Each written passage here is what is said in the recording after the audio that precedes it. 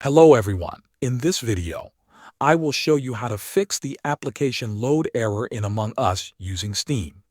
First, open Steam on your computer.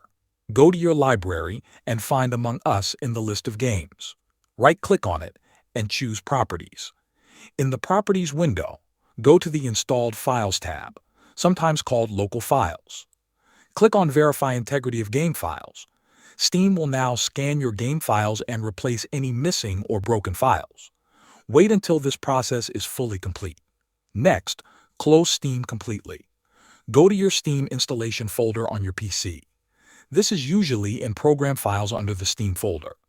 Inside this folder, find the folder called App Cache. Delete the App Cache folder. This will remove old cache data that may be causing the error. Now, go back to the main Steam folder. Find the file named steam.exe. Right-click on steam.exe and choose Run as Administrator. This gives Steam full permission to launch your games. After that, right-click it again and choose Copy. Then go back to Steam, right-click Among Us in your library, click Manage, and select Browse Local Files. This will open the Among Us game folder. Paste the Steam.exe file directly into this folder. Close everything and launch the game again through Steam. The error should now be fixed. Thanks for watching.